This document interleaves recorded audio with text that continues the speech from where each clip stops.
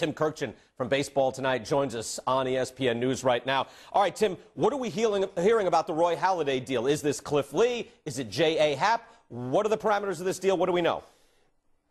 Well, we're not sure of everything, that's for sure, Brian. The one thing we do know is that Roy Halladay is in Philadelphia talking to the Phillies about a contract extension. That's as far as I can go, as far as things I can report that I know to be true. Now, when you get that far to things, and you have to think there's going to be a deal, and if there's a deal involved, J. Happ may be one of those guys who has to leave in order for Halladay to come. The Cliff Lee part of it is unclear to me, at least.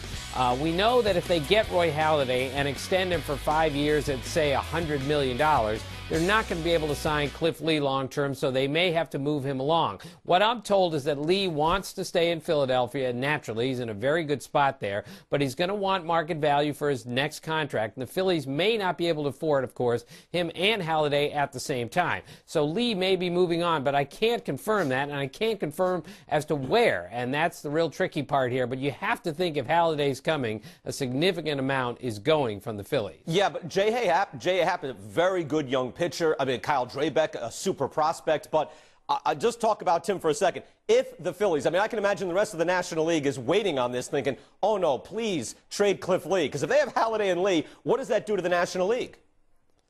Well, that makes him the clear leader to go back to the World Series for the third straight time. And that's why I'm not absolutely convinced that they're going to move Cliff Lee. Why not keep him for one more year? He's at an affordable cost right now, and have Halladay and Lee at the top of your rotation. But again, it's just too early to confirm this at this point. Now, the other thing we have to remember is that Toronto went after the Phillies last year with Halladay very hard. They wanted Kyle Drabek. They wanted Dominic Brown. They wanted this great package. And the Phillies were basically saying, we're not giving you Kyle Drabek in this deal. But maybe that will have to change. As far as I can tell, Kyle Drabek's not going. But it's going to be very interesting to see what happens in the next couple hours here. So, Tim, when we say that, wanting market value, you would figure Roy Halladay, age 32, wants market value. But is it that he would only want 5 years? I mean, I'm hearing that through the newsroom, too, that he might want 5 years as opposed to the 8 years. And that way, a team isn't on the hook for his age, 37, 38, 39 years.